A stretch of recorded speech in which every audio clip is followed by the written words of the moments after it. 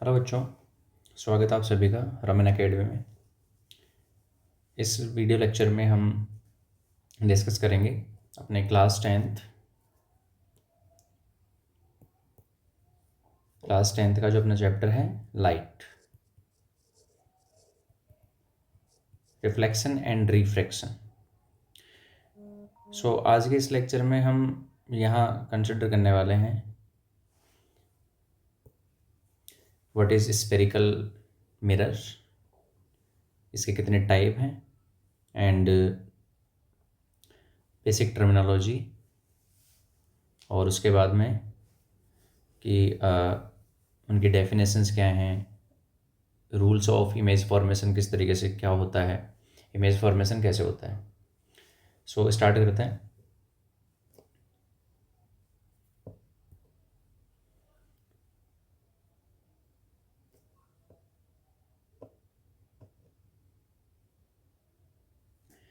Spherical mirror is a mirror that has the shape of piece cut off spherical surface. ठीक है। It is of two types spherical mirrors, concave mirror and convex mirror. Basically जैसे हमारे पास मान लीजिए कि ऐसी एक spherical surface हो, हॉलो स्फेरिकल सरफेस। अब उसको इस तरीके से अपन कट कर दें, ऐसे कट करने के बाद में अपने पास इस तरीके का एक पार्ट ऑब्टेंड होगा, ऐसा कुछ। अब इसको आप, यदि आप इसको बार वाले पार्ट को पॉलिश करते हैं तो इसका ये वाला पार्ट रिफ्लेक्शन का काम करेगा, और यदि इसके अंदर वाले पार्ट को पॉलिश करते हैं तो इसका ये वाला पार्ट जो कि बार वाला पार्ट है, ये रिफ्लेक्शन का काम करेगा। इसको तो बोलेंगे कॉनकेव, इसको बोलेंगे कॉन्वेक्स। देखो जैसे कि मैंने यहाँ पर कुछ एक इमेज ली है, इसको देखिए ध्यान से। This is convex mirror. इसमें ये इनसाइड वाला जो पार्ट है ये पॉलिश्ड है, ये जो आपको दिखाई दे रहा है ये। और इस मिरर में देखिए, इसमें बाहर वाला पार्ट पॉलिश है, ब्लजिंग आउटवर्ड पार्ट। सो यदि आपका ब्लजिंग आउटवर्ड पार्ट रिफ्लेक्शन का काम करे तो उसको बोलते हैं कॉन्वेक्स मिरर। यदि इनवर्ड पार्ट पॉलिश का काम करे तो इसको बोलते हैं कॉनकेव मिरर। इसमें बेसिकली ये जो है, ये जो लाइन है, ये एंड पॉइंट्स को मिलाती हुई ये जो लाइन होती है, ऐसे इमेजिनरी लाइन, इसको इसका अपर्चर बोलते हैं, लीनियर अपर्चर। ठीक है। अब जैसे कि देख लीजिए, ये पोल है, P is the pole of the mirror, F is the principal focus, C is the centre of curvature. और P और C को मिलाते हुए जो लाइन होती है, ये जो लाइन बना रखी है, this is principal axis. Hollow sphere है, इस तरीके से काट के बनाया जाता है।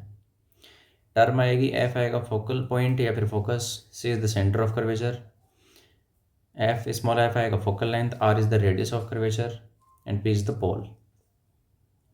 जैसे अपन देखते हैं कि जो इस तरीके का व्हीकल्स, ये कुछ रोड्स वगैरह पे इस तरीके के कुछ वो मिरर्स लगे रहते हैं, तो बेसिकली ये इस तरीके का मिरर होता है, इस तरीके से बाहर निकला हुआ, क्योंकि इसके अंदर वाली पॉलिश, ये सरफेस पॉलिश्ड सिल्वर्ड रहती है। तो बेसिकली ये कॉन्वेक्स होता है। इसके यूजेस में समझ में आएगा कि ये क्यों लगाया जाता है।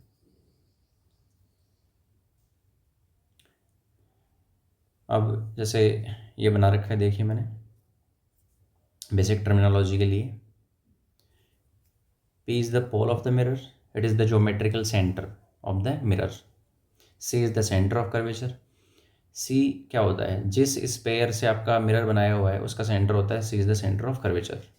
फोकस को मैं अलग से डिफाइन करूँगा। पेरेक्सियल रेस, ये क्या होती है पेरेक्सियल रेस? जब हम फोकस को डिफाइन करते हैं, फोकल पॉइंट को या फोकस को डिफाइन करते हैं F को, तो हम देखते हैं कि यदि हमारी रे प्रिंसिपल एक्सिस के पैरेलल आ रही है इस तरीके से, तो आफ्टर रिफ्लेक्शन वो एक पॉइंट से निकलेगी, और ये पॉइंट प्रिंसिपल एक्सिस पे होता है, इसको बोलते हैं फोकस, प्रिंसिपल फोकस या main focus. So if the incident ray is parallel to principal axis, then after reflection it will go through a point on principal axis, this point is called principal focus. और यहाँ normal इस तरीके से बनेगा, ये हमारा point of incidence होगा, तो जब इसको सेंटर ऑफ कर्वेचर से मिलाएंगे दिस इज़ नॉर्मल। जैसे प्लेन मिरर की बात करें तो प्लेन मिरर में जैसे रे ऑफ लाइट ये आई ऐसे, आफ्टर रिफ्लेक्शन ऐसे चली गई, so this is the normal. Normal कहाँ बनाना होता है? पॉइंट ऑफ इंसिडेंस पे। ये है पॉइंट ऑफ इंसिडेंस, ये पॉइंट। सो यहाँ बनता है एंगल ऑफ इंसिडेंस, यहाँ एंगल ऑफ रिफ्लेक्शन। ऐसे ही यहाँ यदि हम थोड़ा सा इसको इस तरीके से देखें, सो ये हमारा एंगल ऑफ इंसिडेंस होगा, ये एंगल ऑफ रिफ्लेक्शन होगा। What is normal here? Normal देखो मैंने बना रखा है, ये आपका नॉर्मल हो गया। पॉइंट ऑफ इंसिडेंस पे ये जो येलो कलर से शो कर रखा है मैंने, दिस इज़ नॉर्मल लाइन। ये पहले से ही मैंने कुछ प्रिपेयर कर रखा था ताकि थोड़ा सा सही तरीके से हो जाए।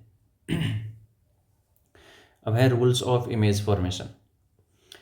4 बेसिकली रूल पढ़ने हैं आपको। पहला है incident ray parallel to principal axis. पहला है कि यदि इंसिडेंट रे प्रिंसिपल एक्सिस के पैरेलल आती है, जैसे देखो ये पैरेलल रे आ रही है, तो आफ्टर रिफ्लेक्शन ये किधर से जाएगी? It will pass through focus. और यदि कॉन्वेक्स का केस है तो कॉन्वेक्स डाइवर्जिंग मिरर होता है, ये थोड़ा सा डाइवर्ज करेगा। तो यहाँ पर देखिए ये पॉइंट ऑफ इंसिडेंस, ये सेंटर ऑफ कर्वेचर इसका आगे की तरफ होता है, दोनों को मिलाएंगे तो दिस इज़ नॉर्मल। यहाँ पर ये एंगल ऑफ इंसिडेंस, ये एंगल ऑफ रिफ्लेक्शन हो जाएगा। So basically this is incident ray, ये इस प्रिंसिपल एक्सिस के पैरेलल है। तो after reflection it will appears to diverge from the focus. यदि हम इधर से इसको देखेंगे, इधर से जब इसको देखा जाएगा, ठीक है, यहाँ से देखेंगे तो हमें क्या लगेगा कि ये फोकस से आ रही है ray. So in convex mirror it will appears to diverge from focus. अब है दूसरा कि incident ray passing through F से पास होगी तो वो फिर पैरेलल चली जाएगी। इस पहले वाले का जस्ट रेसिप्रोकल है, उल्टा है, जस्ट ऑपोजिट। इसमें क्या होगा कि यदि आप रे को फोकस की तरफ इंसिडेंट करवाते हैं तो ये टकराने के बाद पैरेलल चली जाएगी। थर्ड है कि यदि सेंटर ऑफ कर्वेचर के डायरेक्शन में डाली जाए। अब सेंटर ऑफ कर्वेचर क्या होता है, ध्यान से देखिए कि सेंटर ऑफ कर्वेचर को इस पॉइंट से मिलाएंगे। आपने रे ऐसे इंसिडेंट करवाई थी तो क्या ये नॉर्मल होगा? बिल्कुल। और नॉर्मल यदि है तो क्या बाउंस बैक होगी, यानी ये अपने पाथ को रिट्रेस करेगी। और जब पाथ को रिट्रेस करेगी सो ये नॉर्मल इंसिडेंस होगा।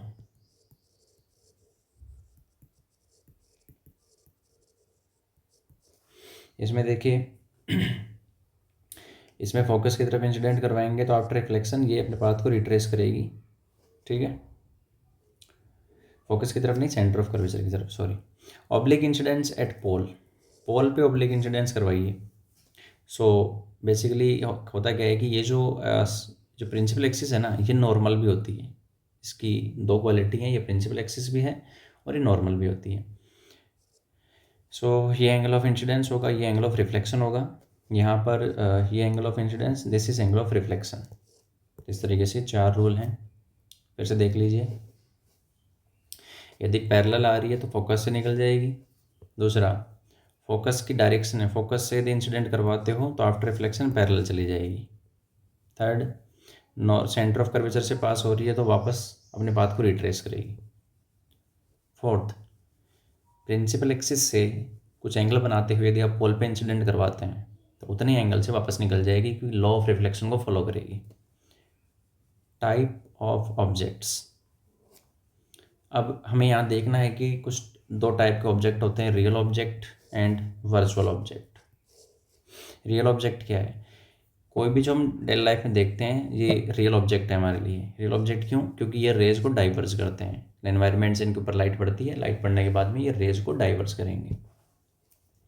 जबकि वर्चुअल ऑब्जेक्ट क्या है? मिरर के अंदर मान लीजिए किस तरीके से रे आई 2 और इस पॉइंट पे जाके मिलती हुई, कन्वर्ज होती हुई फील हो, हालांकि रिफ्लेक्टर रे ऐसे आएंगी और यहाँ एक रियल इमेज बनाएंगी, लेकिन ऑब्जेक्ट यहाँ वर्चुअल बनेगा। ये appears to converge. So real object, virtual object. Types of images, real image कब बनती है, वर्चुअल इमेज कब बनती है? रियल इमेज तब बनती है जब मिरर के सामने टकरा के रे मिलें। जैसे एक ऐसे गई, ऐसे आ गई टकरा के, दूसरी ऐसे गई और ऐसे आई, तो दोनों यहाँ मिल रही हैं। इस पॉइंट पे आपकी क्या बन जाएगी? रियल इमेज बनेगी। इंटरसेक्ट रियली, रियल में इंटरसेक्ट करनी चाहिए। Can be obtained on screen, screen पे ऑब्टेंड हो जाती है। जबकि वर्चुअल क्या है? वर्चुअल जैसे देखो आफ्टर रिफ्लेक्शन एक ऐसे जा रही है, एक ऐसे जा रही है, तो ये कभी भी नहीं इंटरसेक्ट करेंगी। इसका मतलब ये मिरर के पीछे ज्वाइन करने पर अपीयर्स टू कन्वर्ज होंगी। So these can not be obtained on screen. ये वर्चुअली इनसाइड द मिरर बनती हैं, जैसे प्लेन मिरर के अंदर वर्चुअल इमेज बनती है वैसे ही यहाँ एक वर्चुअल इमेज बनेगी। Okay, image formation by concave mirror. अब रिफ्लेक्शन में एक चीज़ और देख लीजिए आप, जैसे रिफ्लेक्शन, जैसे फॉर एग्जांपल ये एक प्लेन मिरर है और ये आपका नॉर्मल है, यहाँ पर एक रे आ रही है, इस तरीके से हिट कर रही है और आफ्टर रिफ्लेक्शन ऐसे जा रही है। This is angle of incidence, this is angle of reflection. Okay, incident ray, reflected ray. यदि इसकी velocity v1, wavelength λ1, frequency f1 और इंटेंसिटी i1 है, जबकि रिफ्लेक्टेड वाले की v2, λ2, f2 और i2 फ्रीक्वेंसी हो, तो यहाँ होगा क्या, यहाँ वेलोसिटी सेम रहेगी क्योंकि मीडियम सेम है, वेवलेंथ भी सेम रहेगी, मीडियम सेम है, फ्रीक्वेंसी सेम होगी ही क्योंकि फ्रीक्वेंसी तो सोर्स की प्रॉपर्टी है, बट इंटेंसिटी सेम नहीं होगी क्योंकि जब यहाँ से रिफ्लेक्ट करेगी लाइट तो कुछ पोर्शन उसका स्कैटर्ड होगा या फिर एनर्जी का लॉस होगा। तो आपको ध्यान रखना है कि रिफ्लेक्शन में ये 3 फिजिकल क्वांटिटीज़ सेम रहती हैं, velocity, wavelength, frequency, but intensity changes. अब है, हमने टर्मिनोलॉजी समझ ली है, हमने रूल्स पढ़ लिए हैं, इसके बाद में आता है image formation by concave mirror. सबसे पहले हमें कॉनकेव मिरर से इमेज फॉर्मेशन पढ़ना है। देखिए, ओ जो वर्ड मैं काम में लूँगा वो ऑब्जेक्ट के लिए, आई इमेज के लिए। पहला केस ऐसा हो सकता है कि हमारे मिरर से ऑब्जेक्ट बहुत दूर हो, फार अवे हो, फार अवे मतलब इनफाइनाइट पे हो। अब इनफाइनाइट से जो रेज आती हैं वो पैरेलल आती हैं, इसका मतलब ये रेज ध्यान से देखिए ये किस तरीके से आ रही हैं, यहाँ हिट करेंगी, ठीक है। आफ्टर रिफ्लेक्शन ये तो पैरेलल आ रही हैं, फर्स्ट रूल अप्लाई होगा, फोकस से निकलेंगी, फोकस पे इमेज बन जाएगी क्योंकि दोनों फोकस पे इंटरसेक्ट कर रही हैं, ध्यान से देखिए।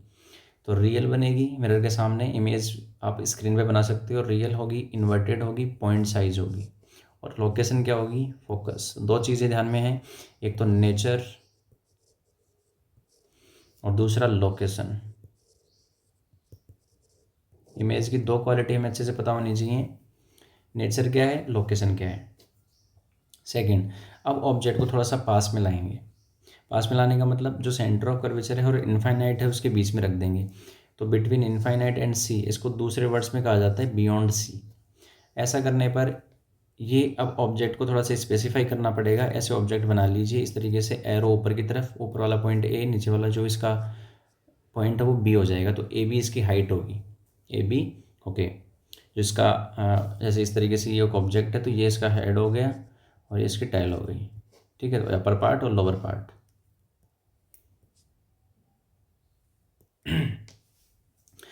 अब इसमें ध्यान से देखें, एक तो आपको पैरेलल लेके आनी है तो पैरेलल जाएगी तो फोकस से निकल गई, तो फर्स्ट तो ये हो गई। सेकंड देखिए, जो ब्लू वाली है ना ये इंसिडेंट है और जो येलो है वो रिफ्लेक्टेड है। सेकंड देखिए, फोकस से आई है तो फोकस से आने का मतलब कहाँ से निकल जाएगी, पैरेलल निकल जाएगी। दोनों कहाँ इंटरसेक्ट कर रही हैं, यहाँ। तो यहाँ इस पॉइंट पे आपकी एक इस तरीके से इमेज बनेगी, ये उल्टी, क्योंकि ये प्रिंसिपल एक्सिस के नीचे बन रही है, इसका मतलब ये इन्वर्टेड होगी। और इन्वर्टेड होगी तो इसमें ए डैश और बी डैश से इसको रिप्रेजेंट करेंगे। देखो, ऑब्जेक्ट को तो ए बी से रिप्रेजेंट करते हैं, इमेज को ए प्राइम और बी प्राइम, ए डैश बी डैश से रिप्रेजेंट करेंगे। तो कहाँ बन रही है, एफ और सी के बीच में बन रही है। ऑब्जेक्ट पास आ रहा है, इमेज दूर जा रही है, ये एनालिसिस करना है। रियल होगी, इन्वर्टेड होगी एंड स्मॉल बनेगी। देखो, ऑब्जेक्ट से छोटी बन रही है, तो ये लोकेशन हो गई, ये नेचर हो गए। थर्ड, ऑब्जेक्ट सी पे रख दें।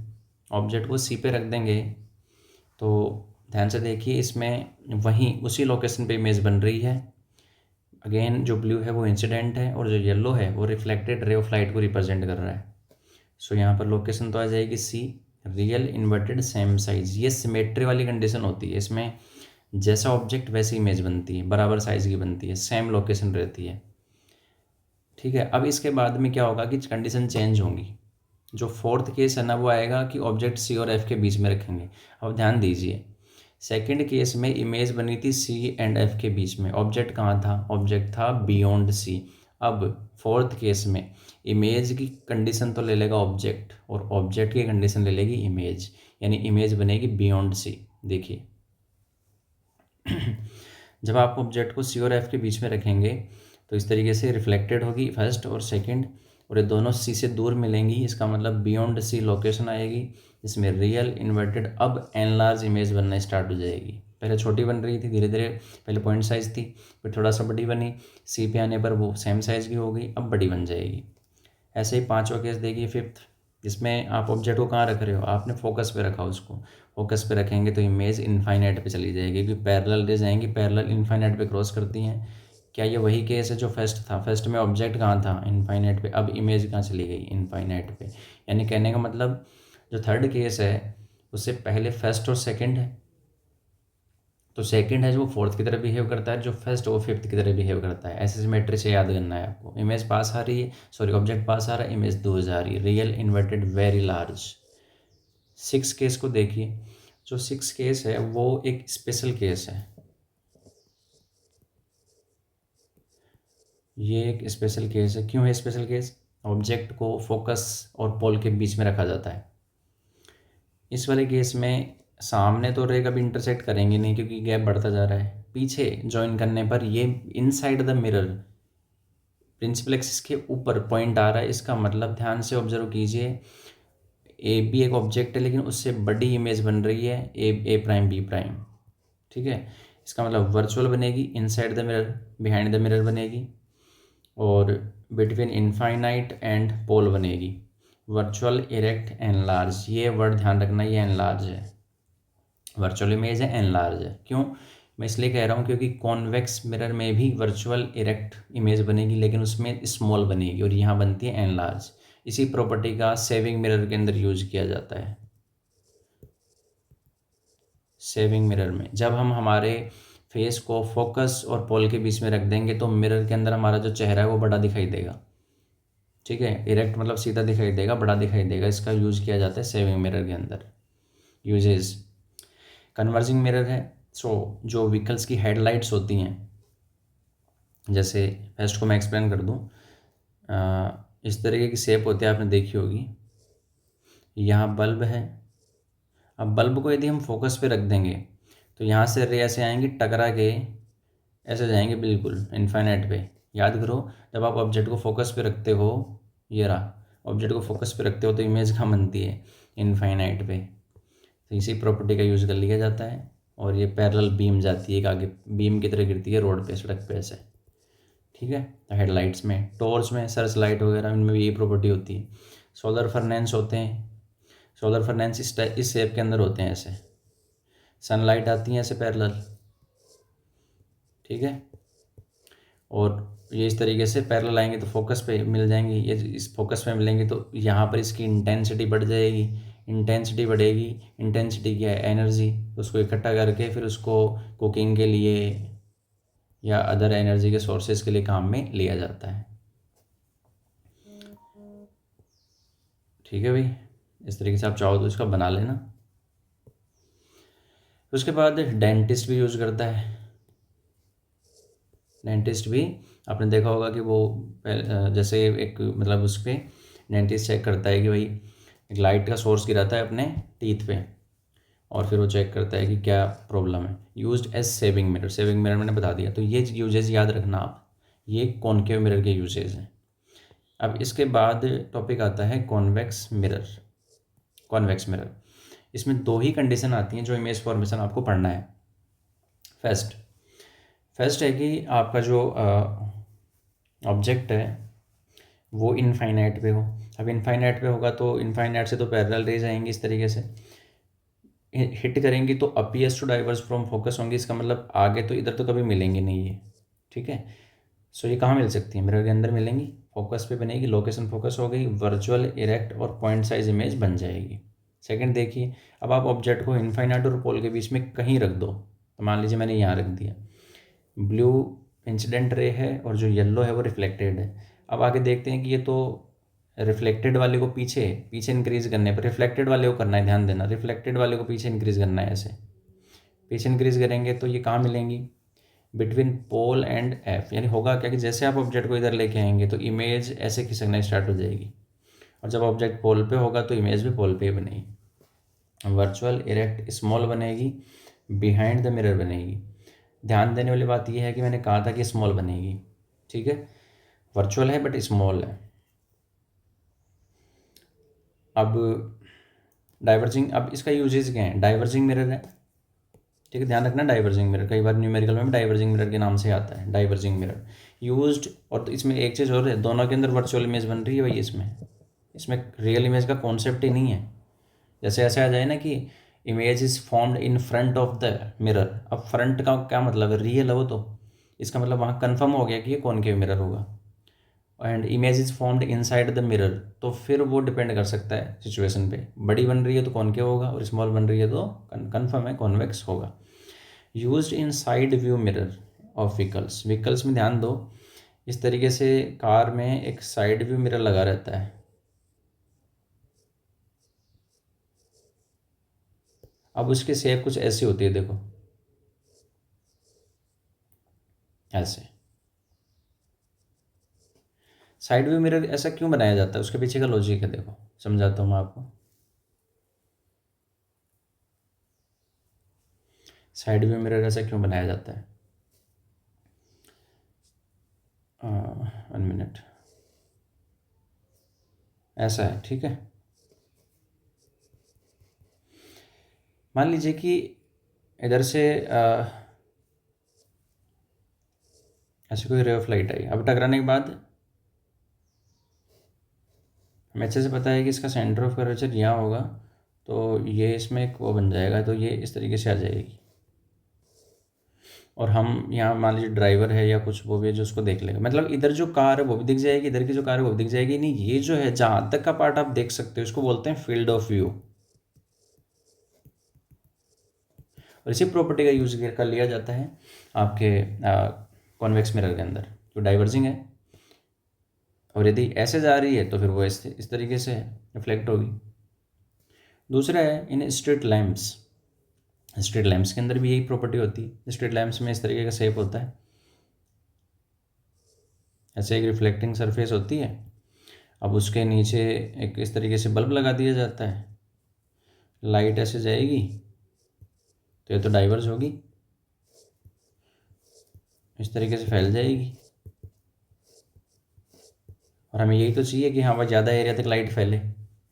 तो स्ट्रीट लैम्प्स में लाइट को फैलाने के लिए डाइवर्जिंग मिरर का यूज़ किया जाता है, फील्ड ऑफ व्यू को बढ़ाने के लिए, ताकि साइड से किधर से भी कोई मतलब कुछ जानवर आ रहा है हाई रोड पे, हाईवे पे, या फिर कुछ कार आ रही है तो उसका पता लग जाए, इसलिए फील्ड ऑफ व्यू ज़्यादा चाहिए। इसलिए कौन सा मिरर यूज़ करेंगे, कॉन्वेक्स। ये दो इसके यूजेज हैं, major uses. Sign convention, sign convention देख लीजिए। साइन कन्वेंशन में एक बात ध्यान रखनी है कि यहाँ जो यू आता है ना, ये डिस्टेंस ऑफ ऑब्जेक्ट को रिप्रेजेंट करता है, वी है वो डिस्टेंस ऑफ इमेज को रिप्रेजेंट करता है, लेकिन डिस्टेंस कहाँ से लेनी है, मिरर से लेनी है। और H O for height, object, तो ऑब्जेक्ट की हाइट है, और आई क्या है, एच आई क्या है, इमेज की हाइट है। फॉर एग्जाम्पल मान लो आपका ऑब्जेक्ट यहाँ रखा हुआ है, अब ऑब्जेक्ट से लाइट किधर आएगी, ऐसे आएगी मिरर की तरफ, तो क्या ये डायरेक्शन ऑफ लाइट हो गई, यस। तो डायरेक्शन ऑफ लाइट क्या है, left to right, left to right आ रही है लाइट। पहला पॉइंट है कि जितनी भी डिस्टेंस मेजर की जाएंगी वो कहाँ से मेजर की जाएंगी, पोल से। All distances are measured from pole of the mirror. मतलब मुझे इमेज मेजर करनी है तो भी मैं पोल से जाऊँगा, लेफ्ट भी जा सकता हूँ, राइट भी जा सकता हूँ। मतलब मेरी इमेज लेफ्ट में बन रही है तो मैं लेफ्ट में जाऊँगा मेजर करने, और राइट में जा रही है तो राइट में जाऊँगा मेजर करने। ऐसे ही मेरा ऑब्जेक्ट तो मैं इधर ही लेता हूँ तो मैं पीछे जाऊँगा। अब जो मैं लाइट की डायरेक्शन में जाऊँगा वो तो लूँगा पॉजिटिव, और लाइट के ऑपोजिट क्या लूँगा, नेगेटिव। इसका मतलब the distances travelled opposite to the direction of light are taken as negative, and in the direction of light taken as positive. Simple है। यदि आप लाइट लेफ्ट से राइट आ रही है ना, लाइट ऐसे जा रही है, लाइट ऐसे जा रही है, और आप पोल से राइट में जा रहे हो, तब तो आपको पॉजिटिव लेना है, और आप पीछे जा रहे हो तो क्या लेना है, नेगेटिव लेना है। बस ये कॉन्सेप्ट दिमाग में रखो, फिट रखो। लाइट की डायरेक्शन को पकड़ लो, लाइट की डायरेक्शन में पॉजिटिव लेना है और लाइट की डायरेक्शन के ऑपोजिट क्या लेना है, नेगेटिव लेना है। अब हाइट क्या करनी है, कई बार भाई ऑब्जेक्ट तो ऊपर ही होता है, तो ऊपर की जो हाइट है वो पॉजिटिव लेनी है और प्रिंसिपल एक्सिस के नीचे नेगेटिव लेनी है। हाइट कहाँ से मेजर करनी है, प्रिंसिपल एक्सिस से। हाइट प्रिंसिपल एक्सिस से मेजर करनी है, ऊपर की हाइट पॉजिटिव, नीचे की नेगेटिव। बस इतना सा साइन कन्वेंशन है, बहुत आसान है। डिस्टेंस पोल से मेजर करनी है, डिस्टेंस के लिए लाइट के डायरेक्शन में पॉजिटिव, लाइट के ऑपोजिट नेगेटिव, और हाइट लेनी है प्रिंसिपल एक्सिस से। ठीक है, तो इस लेक्चर में इतना ही करते हैं। इसके बाद मिरर फॉर्मूला पढ़ेंगे और मिरर फॉर्मूले के बाद में मैग्नीफिकेशन, और फिर इसके कुछ क्वेश्चन सोल्व करेंगे अगले लेक्चर के अंदर। आई थिंक ये वीडियो की लेंथ काफ़ी हो चुकी है, तो साइन कन्वेंशन तक इसको अभी ऑफ करते हैं। अपने फ्रेंड्स के साथ, अपने दोस्तों के साथ इसको शेयर कीजिए और अपने चैनल को सब्सक्राइब कीजिए। Thank you very much.